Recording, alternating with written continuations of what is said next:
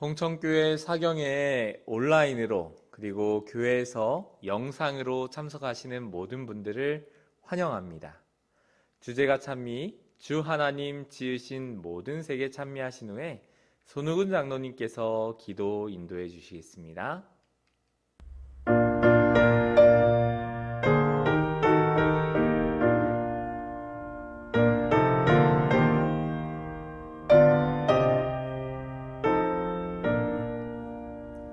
주 하나님 지으신 모든 세계 내 마음속에 그리어볼 때 하늘의 별 울려 퍼지는 내 손 주님의 권능 우주에 찾네.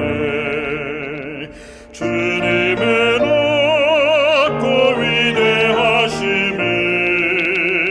내 영혼이 찬양하네. 주님의 높고 위대하심을 내 영혼이 찬양하네.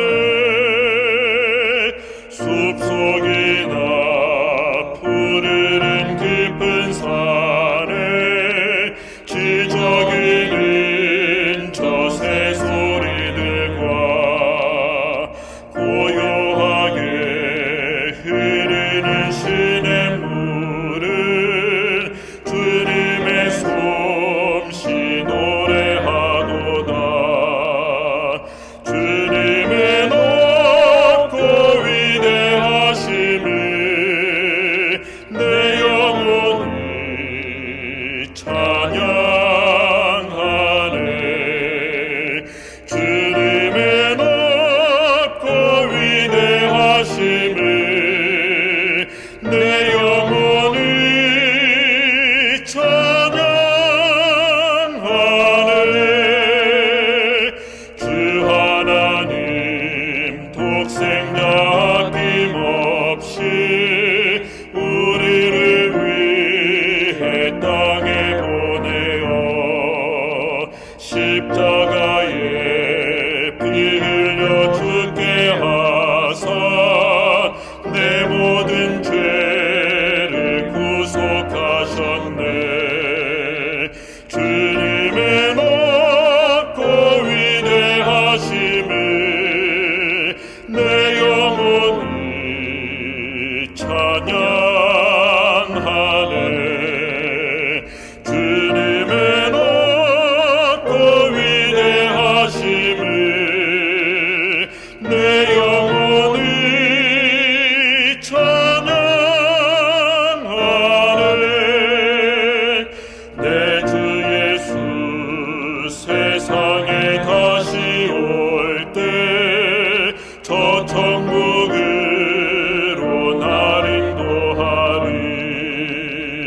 나 겸손히 엎드려 경배하며 영원히 주를 찬양하리라.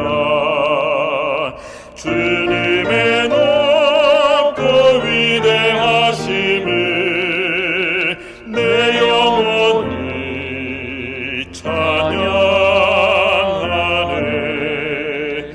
주님의 높고 위대하심을 내 영혼이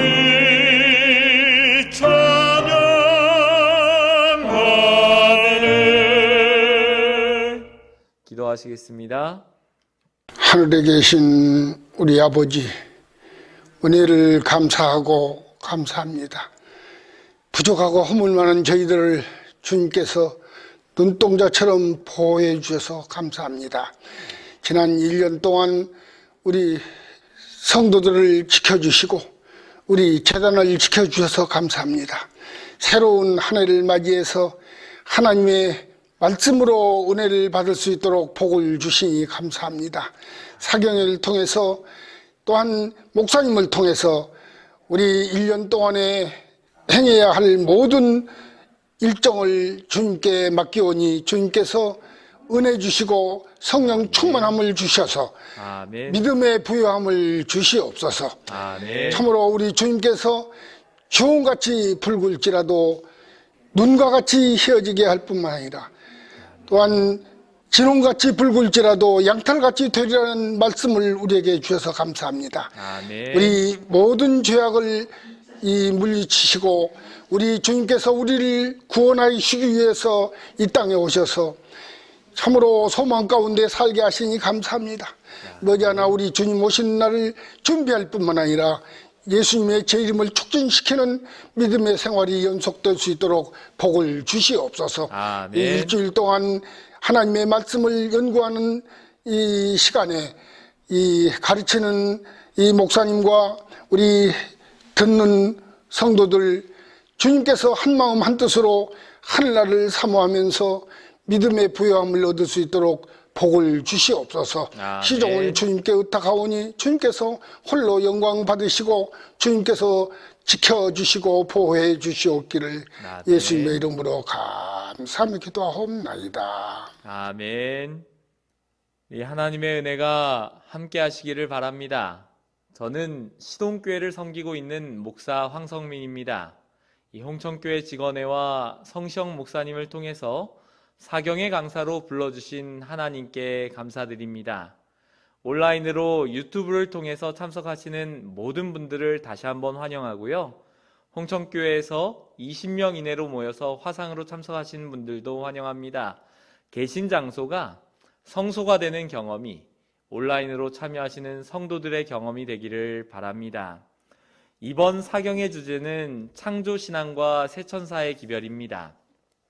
별세꽃돌의 대표로 계시면서 과학관 설립에 그 기초를 놓으신 송경상 장로님께서 집필을 해 주셨습니다. 저는 우리 송경상 장로님과 원주중앙교회에서 전도사 생활하면서 친분을 나눌 기회가 있었습니다. 장로님은 창조신앙에 깊은 관심을 가지고 계실 뿐만 아니라 이 주제에 대해서 정말 오랫동안 연구하신 분이십니다. 사경회 준비하는데 연합해서 동일 기간에 같은 내용으로 방송이 된다는 계획이 발표되었고 홍천교회 목사님 사경의 말씀을 듣다 보니 저자특강보다 이 성시영 목사님 강의가 더 좋다는 생각이 들어서 홍천 교우님들께는 여러분들의 담임 목사님이신 성시영 목사님의 사경의 영상을 추천을 드립니다.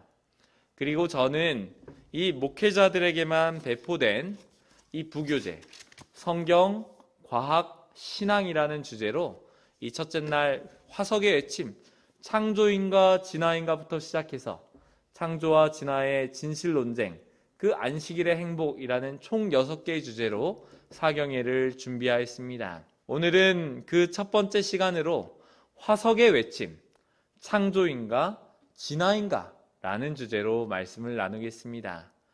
여러분, 화석은 창조론자와 진화론자 모두 그들의 주장을 위한 과학적인 증거로 제시되고 있다는 사실을 알고 계시나요? 그러니까 동일한 자료가 해석 방법에 따라서 정반대의 결론에 다다르게 된 셈인데요. 화석을 해석하는 것이 객관성이 없는 한낱 공허한 이야기에 지나지 않는 것일까요? 화석에 대한 공부는 초등학교 과정 중 한 과학 분야로 지구 역사의 핵심 개념인 이 지층의 기록을 통해서 지구의 환경이 점차 변하고 생물은 끊임없이 발전한다는 진화론 개념을 전개하고 있는데요. 이와 같은 진화론 교육의 영향으로 성경에 입각한 창조신앙은 희미해져 가고 이에 의심을 품은 청소년들은 장차 교회를 떠날 그 결정적인 구실을 하나 갖게 되는 것입니다. 오늘 이 시간을 통해서 화석의 정의와 생성 과정과 산출 형태와 가치와 이 역사적 과정 등을 다시 한번 살펴서 정말 올바른 결론에 도달하게 되기를 바랍니다. 여러분, 화석이란 무엇일까요? 과거에 살았던 생명체들의 흔적입니다. 화석이란 용어는 이 중국에서 비롯되어 있는데요. 돌로 변했다라는 것을 뜻하죠. 하지만 화석이 꼭 돌의 형태를 취하고 있지만은 않습니다. 그러므로 화석 전체를 아우르는 그런 용어로는 부적합하지요. 영어의 화석이라는 단어를 뜻하는 그 단어는 파내어진 것, 발굴된 것을 의미합니다. 여러분, 화석의 세 가지 정의를 아시겠지요? 화석의 개념은 시간의 흐름에 따라서 차츰차츰 발전해 가고 있습니다. 프랑스에서 고대 인류 네안데르탈인의 화석 유골과 함께 조개 화석이 발견되었습니다. 그래서 역사시대 이전에도 화석은 인류의 관심 대상이었음을 우리는 알 수 있습니다. 화석의 정체에 대해서 처음으로 의문을 품었던 그리스 사람들은 매머드의 그 거대한 뼈를 신화 속에 등장하는 거인들의 흔적이라고 하고, 바다에서 멀리 떨어진 그 높은 산에서 발견되는 해양 조개 화석은 이해가 되지 않아서 상당히 당혹스러워했습니다. 아마 한때 바닷물이 육지를 뒤덮었던가, 아니면 조개 종자가 그 암석 속에 들어가 자라났을 것이라고 생각을 했지요. BC 500년경 크산토스는 화석에 대해서 이 같은 가장 오래된 기록을 남겼고요. 그 후 역사학의 아버지 헤로도토스는 이집트를 여행하면서 그 바다조개 화석을 육지에서 발견하고는 이곳이 한때 바다였다라고 올바른 해석을 하였습니다. 그러나 아리스토텔레스는 그 바닷물고기가 암석에 깨진 틈으로 헤엄쳐 들어가서 오도 가도 못하는 상태에서 돌이 되었다라고 주장을 했고, 불행하게도 이 아이디어는 그 후 2000년 동안 후세에 영향을 주었습니다. 로마 시대에는 화석에 대한 관심이 점차 감소되어서 심지어 초자연적인 장난의 산물 혹은 신비한 변형력으로 인해 생긴 생물의 모양체라고 했습니다. 일부는 신앙심을 흔드는 마귀의 작품이다 라고 간주하기까지도 했는데요. 그래서 12세기에서 14세기의 중세기 교회는 한때 과학을 가르치는 것을 금지한 역사가 있기도 합니다. 그럼에도 불구하고 1500년 무렵 르네상스 시대의 레오나르도 다빈치는 화석을 연구해서 이것은 생물의 유해다라고 생각하고, 현재 해안가에서 수 킬로미터 떨어진 이탈리아의 아펜니노 산맥에서 조개 화석을 연구하였는데요. 당시의 사람들은 노아의 홍수로 휩쓸려 이동했다라고 생각했으나, 다빈치는 노아 홍수 그 40일 만에 그렇게 먼 거리를 올 수 없으니 만약 그 먼 거리를 이동해 왔다면 조개 껍질이 이동하는 과정에서 파손되거나 훼손되어야 하지 이렇게 완전한 모양으로 보존될 수 없다라고 이야기를 했습니다. 그리고 이 화석이 포함되는 위아래 지층에서 그 다른 화석이 발견되지 않는 것을 보아 노아의 홍수라는 단일 사건으로는 설명이 불가능하다고 보았습니다. 당시로는 괄목할 만한 이 관찰의 해석을 이었지만 인식의 한계를 뛰어넘지는 못했습니다. 노아의 홍수를 역사성 있었던 그 격변의 사건으로 인식하지 못하고 오늘날 흔한 그 한 홍수의 하나로 간주했던 그 해석에서 오류가 발생했던 것이죠. 화성에 대한 개념이 점점 발전해 갔지만 당시의 화석에 대한 논의는 주로 4가지 의문에 국한되었습니다. 화석은 과연 생명체와 관련이 있는가? 어떻게 화석이 그 암석 속으로 들어갔는가? 언제 화석이 그 암석의 생선 이전인가 이후인가? 어떻게 화석이 암석이 되었는가? 이에 대한 근대의 대답은 층서지질학의 천재 니콜라우스 스테노에 의해서 제안되었습니다.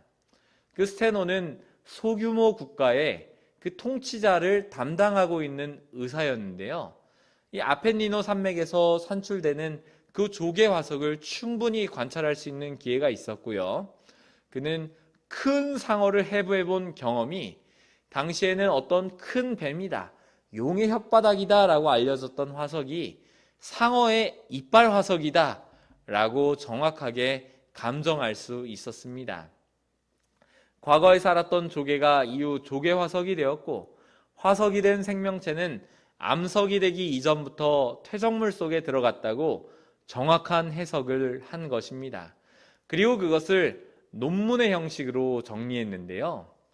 1669년 발간된 논문에서 사암은 한때 느슨한 모래였고 후에 고체 물질인 암석, 그러니까 사암이 되었다는 아이디어는 당시에는 이 모든 암석이 하나님께서 그 창조하셨던 그 창조 주간에 다 만들어졌다라고 하는 성경의 오랜 그 해석들을 뒤엎는 그러한 파격적인 내용이었습니다.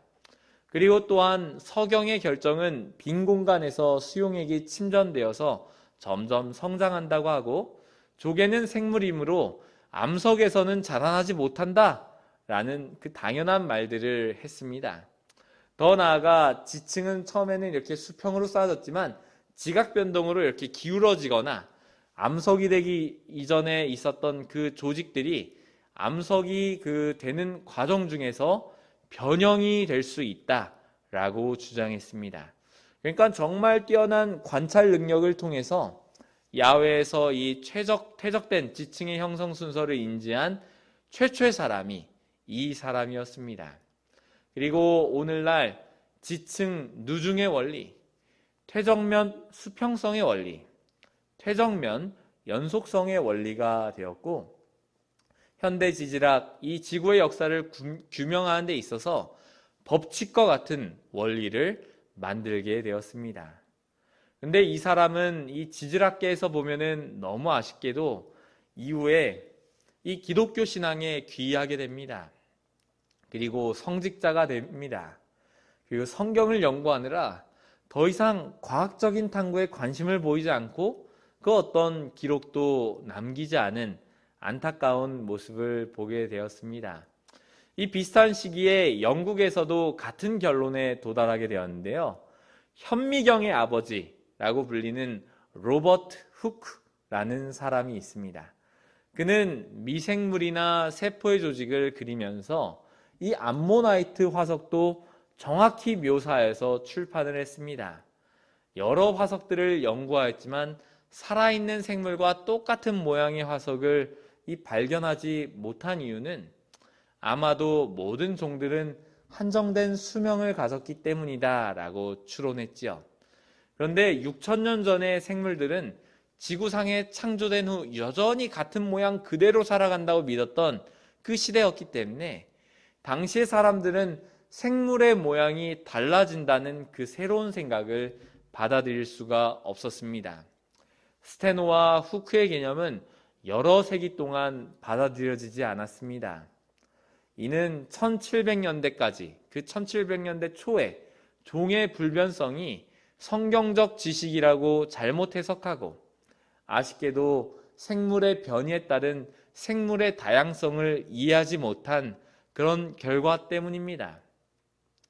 다윈은 변이를 자료로 사용하여서 자연도태에 의한 진화론을 구축하였으나 이는 곧이어 멘델의 유전 법칙에 의해서 철저하게 부정되었습니다. 1859년 자연주의자 찰스 로버트 다윈은 종의 기원을 출판하여서 자연 선택을 통한 종의 진화 이론을 제시합니다.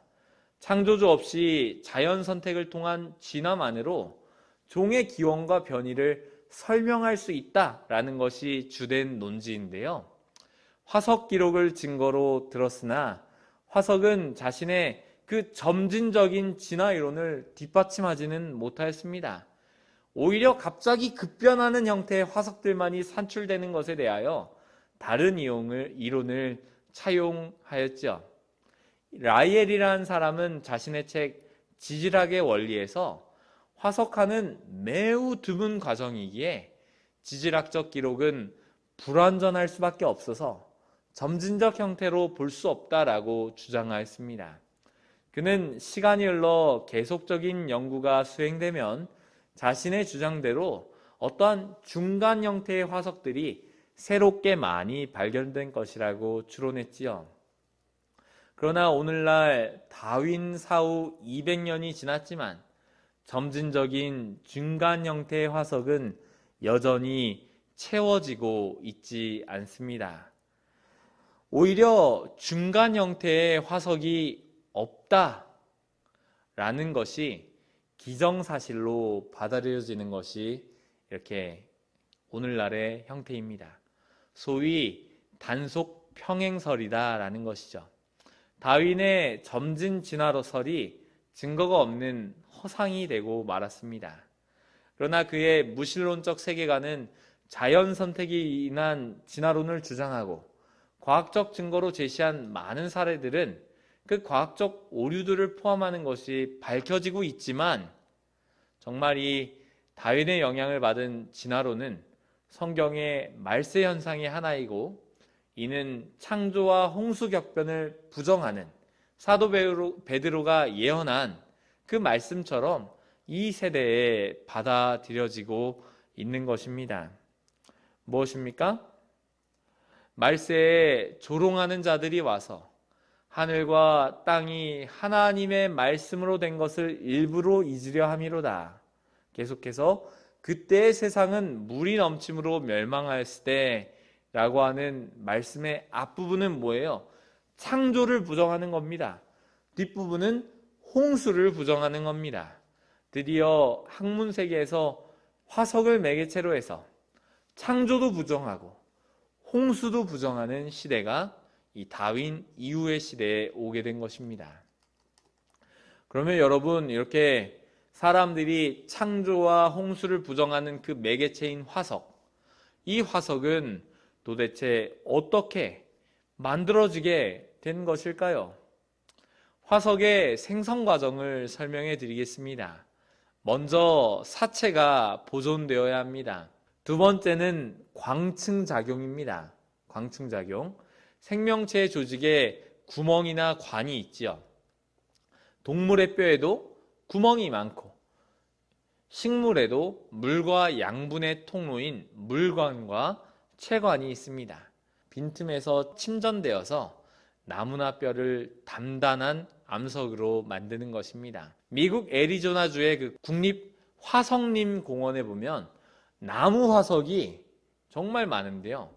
나무의 세포의 그 섬세한 부분도 완벽하게 보존한 이유가 바로 이 광충작용 때문에 그런 겁니다. 세 번째로는 재결정작용입니다. 어떠한 조개 화석은 처음에는 그 불안정한 아라고나이트 광물이 되었다가 환경 조건이 바뀌면 안전한 광물인 방해석이 됩니다. 탄산염 광물인 아라고나이트와 방해석은 구성 성분이 같으나 같은 온도에서 압력이 낮으면 방해석이 되고요. 압력이 높으면 아라고나이트가 되는 것이죠. 네 번째는요, 용해작용 그리고 교대작용입니다. 용해작용은 뭐냐면요, 퇴적물에 묻힌 그 생물체에 지하수가 스며들어갈 때 원래 생물을 구성하던 물질이 녹아 없어지는 그러한 경우입니다. 그러니까 쉽게 설명드리겠습니다. 여러분, 요즘 겨울에 도로에서 붕어빵 먹을 수 있죠? 붕어빵의 세틀이 몰듭니다. 그래서 거기에 붕어빵의 세틀처럼 생물체가 이렇게 썩어서 없어졌습니다. 근데 틀을 고정하고 있는 겁니다. 근데 이 빈 틀에 밀가루와 반죽과 팥을 부어넣고 구워내면은 붕어빵, 그러니까 캐스트가 완성되는 것이죠. 그러니까 쇠틀 속의 빈 공간은 몰드이고 붕어빵은 캐스트인데, 이 붕어 캐스트는 뭐예요? 원래의 붕어의 그 구성 성분과는 전혀 관계가 없는 겁니다. 밀가루 반죽으로 그 붕어의 성분을 치환한 것이기 때문이죠. 다섯 번째는 탄화작용입니다. 생명체가 죽었을 때 그 휘발 성분이 있는 유기물은 흩어지고 탄소 성분은 남게 되는 겁니다. 그래서 생물체의 윤곽석을 새카맣게 남기지만 상세한 구조를 보이기도 합니다. 이런 형태의 화석 보존은 식물 화석에서 흔합니다. 참고로 석탄은 수많은 식물의 탄소막들이 축적된 것이 바로 석탄 되겠습니다. 지금 화석이 생성되는 5가지 경로를 살펴보았습니다. 실제로 생물이 매몰되었다 하더라도 화석화되는 것은 매우 희귀합니다. 지구의 모든 대륙에 걸쳐서 그 대규모의 화석이 산출되는 것은 오늘날과 같은 상황으로는 도저히 설명이 불가능한 것이지요. 그러나 전 지구적인 홍수, 그러니까 노아의 홍수 격번과 같은 그 상황은 대규모 매장에 따른 화석화 작용으로 쉽게 설명할 수 있는 겁니다. 생물 군집이 사후 해체를 겪고 난 후에는 겨우 일부만이 화석 군집이 되고 또한 속성 작용을 거치면서 상당량이 사라지게 되는 것이죠. 이 중에서 극히 소수만이 인간에 의해서 발굴되고 일부 전문가에 의해서 연구됩니다. 아프리카 열대초원 지역에서 관찰해 보면은 분명히 취식의 서열들을 알 수 있습니다. 암사자들이 먹이를 사냥하고 쓰러뜨립니다. 그러면 수사자가 와서 최상의 고기와 약간의 뼈를 부러뜨려서 취식하고 그 다음에 암사자들과 새끼사자들이 와서 이렇게 먹습니다. 다음은 냄새를 맡고 찾아와 주변을 맴돌던 하이에나나 자칼들이 그 남은 살코기와 골수를 먹고 뼈를 부숩니다. 그리고 부군의 독수리들은 무엇이든지 버려지면 주워서 먹습니다. 이때쯤 되면 원래 먹이였던 동물은 식별하기가 어렵게 되죠. 그리고 아직도 시체의 일부가 지면에 모여서 노출되어 있다면 영양이나 얼룩말들이 와서 짓밟아서 흩어버립니다. 그리고 개미, 딱정벌레 이런 것들이 힘줄이나 연골, 뼈에 붙어있는 모든 것들을 먹어버리고요. 이것이 죽은 동물을 파괴하는 가장 중요한 생물학적 요인이 아니지요. 박테리아 그리고 미생물에 의한 그런 분해는 생물이 흔적도 없이 사라지게 합니다. 그리고 생명체가 폭풍우를 만나 땅에서 매몰되더라도 땅 속에 미생물을 인해서 분해되기 때문에 육상 생물이 화석으로 보존될 가능성은 정말 희박합니다. 사자, 포식자에 의해서 사냥되지 않는 그 자연사의 경우라도 크게 다르지 않습니다. 그러므로 자연 상태에서 주검은 화석이 될 가능성이 거의 없습니다. 그러니까 화석이 되려면 먼저 생물학적 요인이 제거되어야 하는 것입니다. 그러니까 생물학적인 파괴작용은 해양과 육상 모든 환경에서 그 중요한 그 요인이 되는 것이죠. 포식자, 부식자, 분해자가 딱딱한 껍질을 가진 조개나 심지어 동물의 뼈까지도 부수거나 추출하여서 취식하고 남아있는 유기체는 다 분해해서 없애버리는 겁니다. 해양에서 물고기, 가재, 게 등 죽은 물고기뿐만 아니라 살아있는 동물도 잡아먹습니다. 그렇지 않으면 세균에 의해서 다 분해되는 것이죠.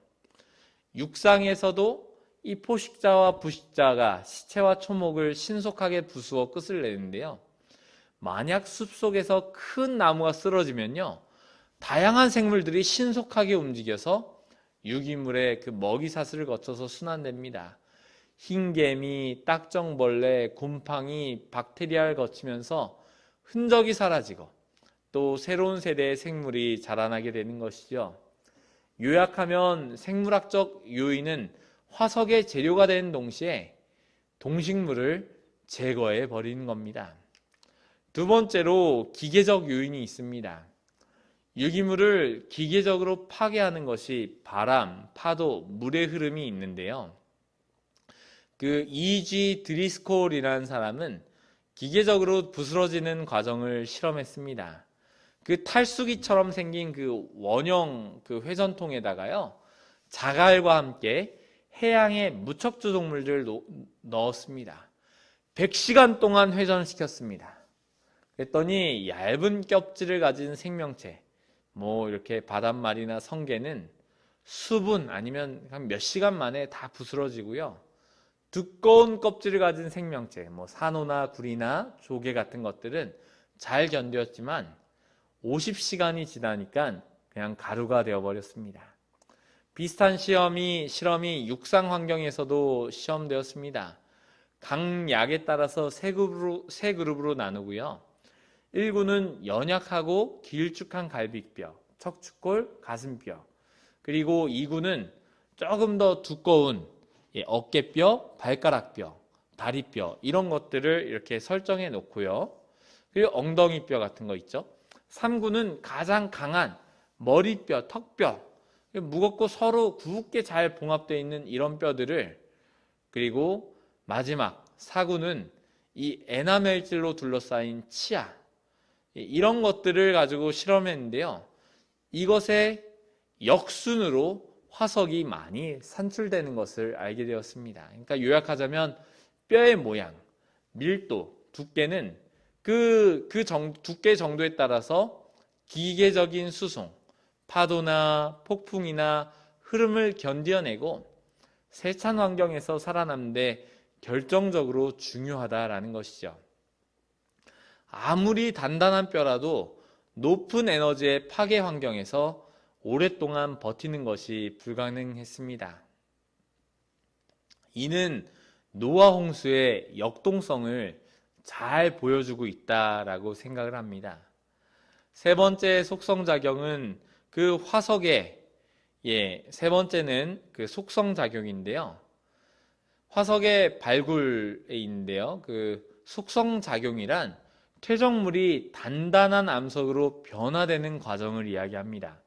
생물이 퇴적물에 매장된 후 주변 환경의 물리화학적 변화에 따라서 다양한 형태로 화석 보존이 방해되고 심지어 파괴되고 사라지고 있다는 것이죠.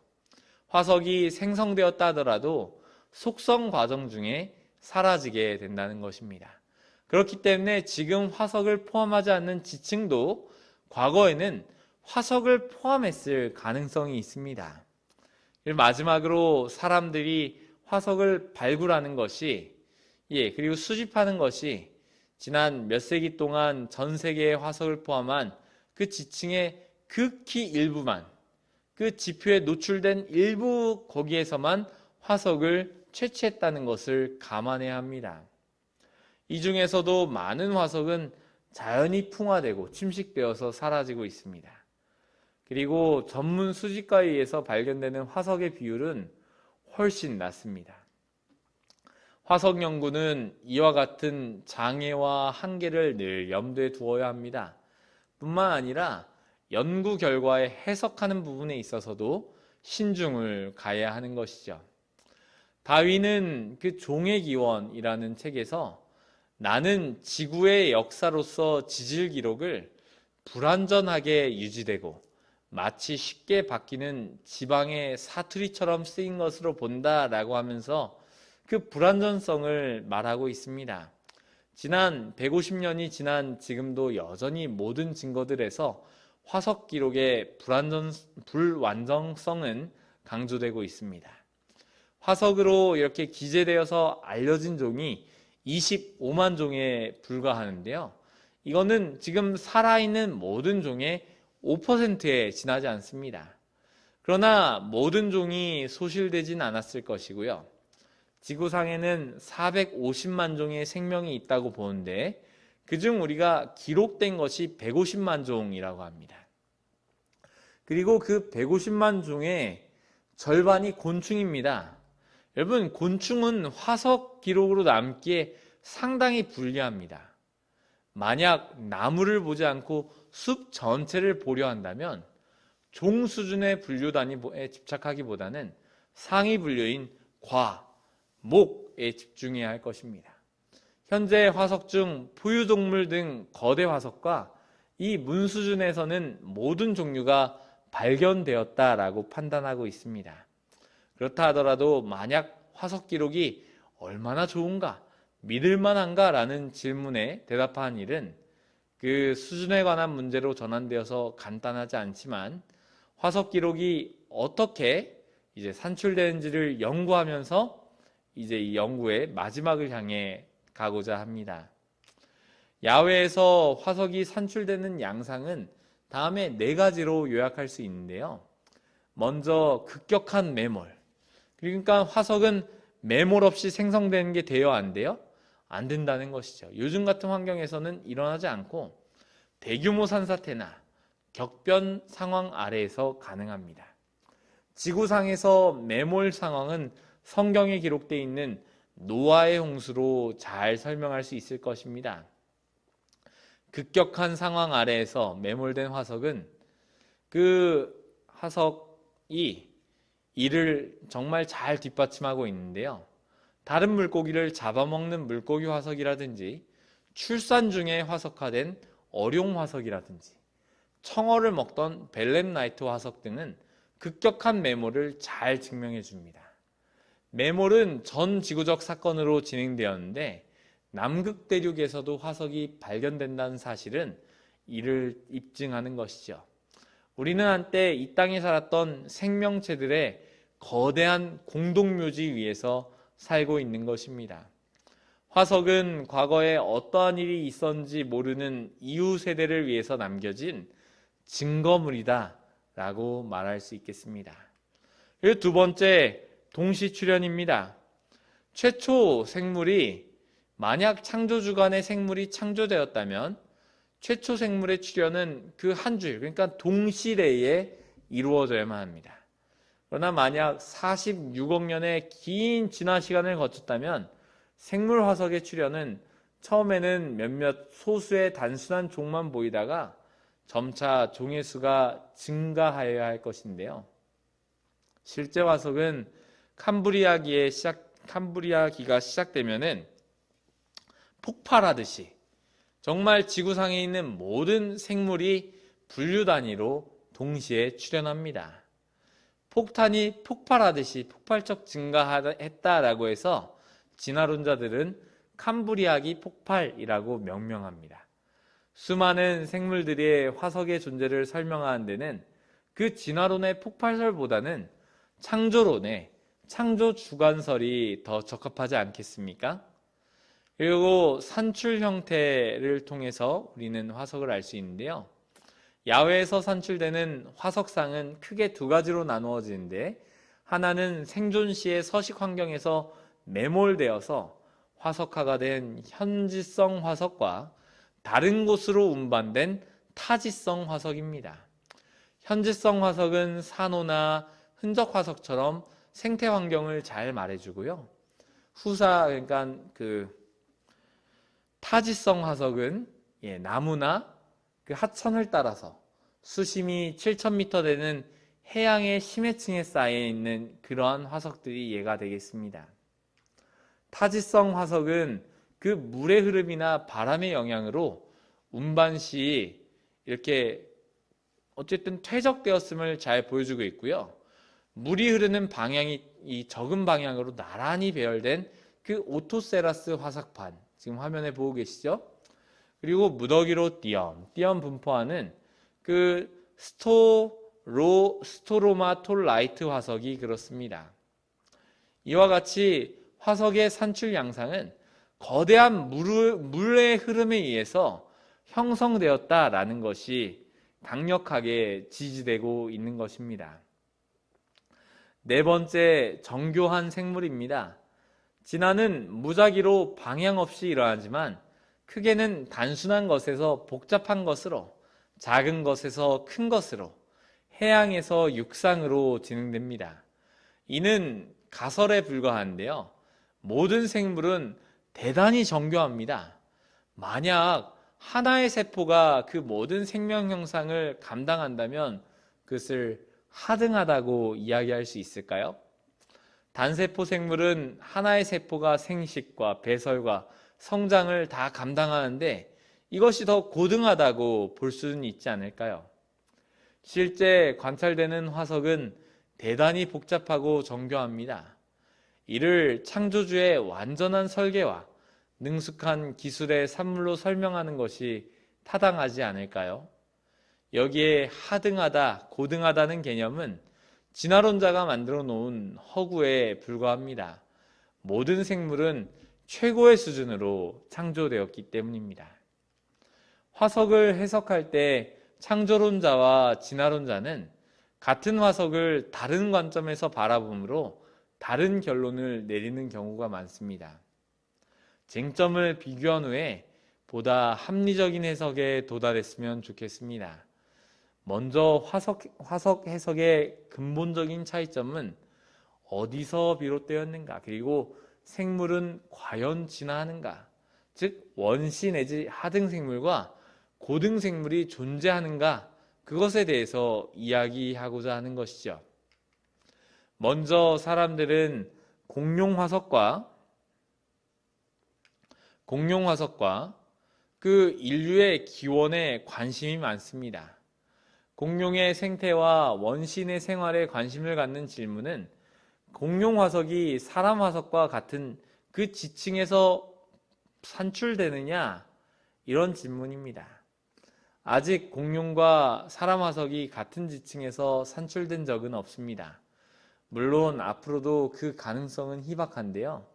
그 이유에 대해서는 진화론자들은 생존한 시간대가 달라서라고 대답을 하고 있고요.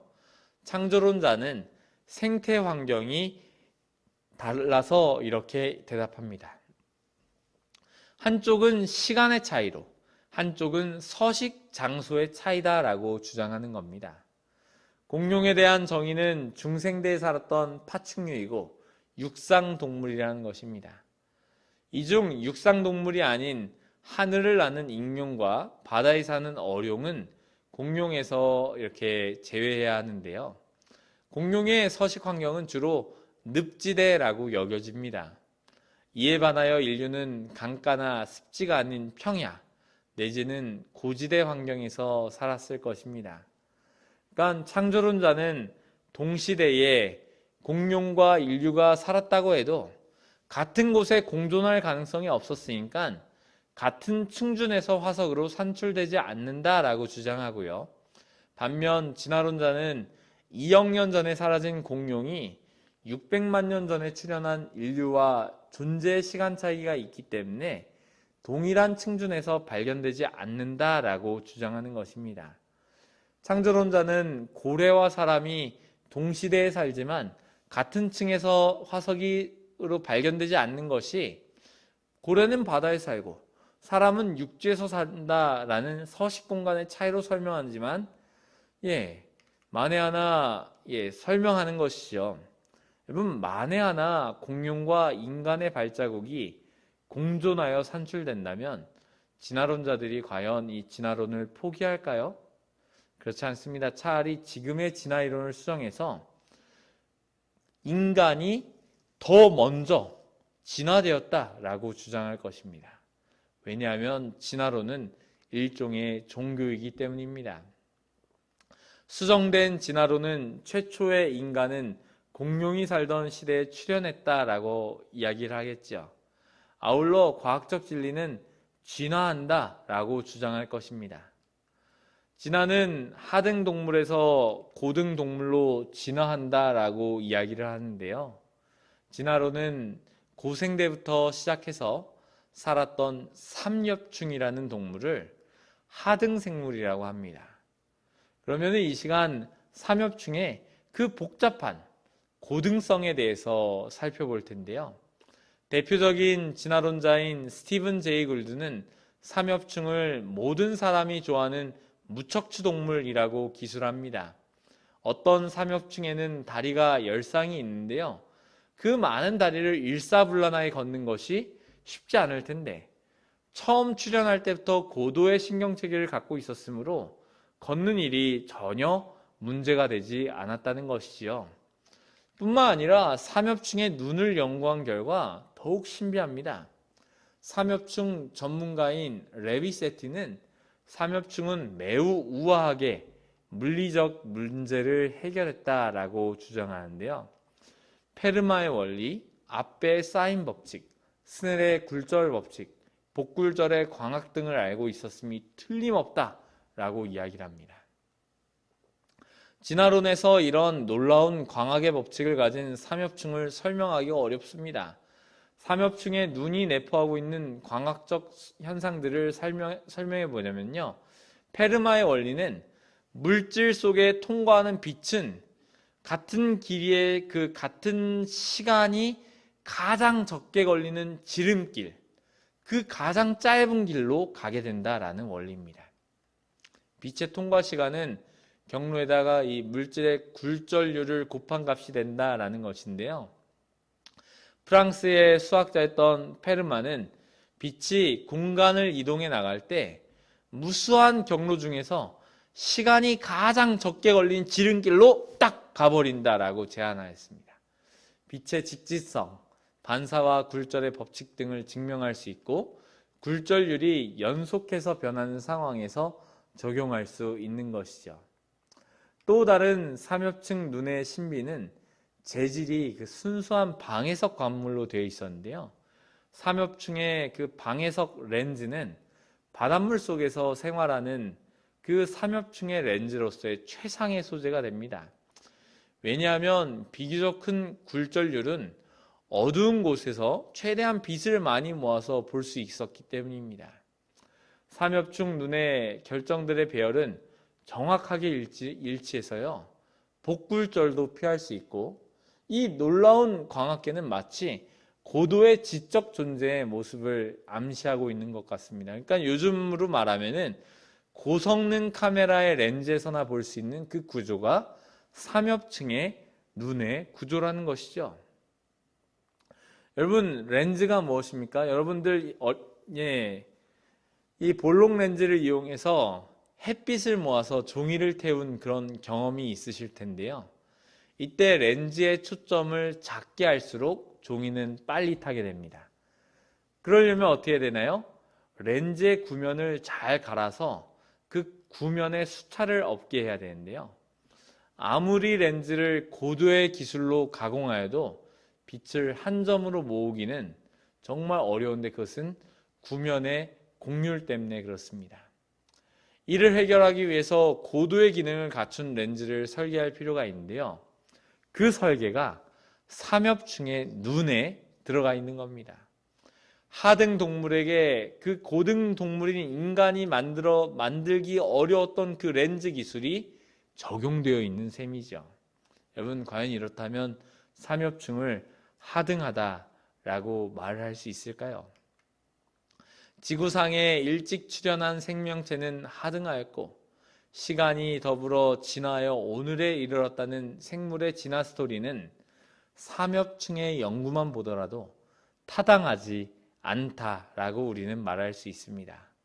삼엽층은 다른 생물과 마찬가지로 어떤 선조의 형태도 없이 지구상에서 삼엽층으로 그냥 출현한 것입니다.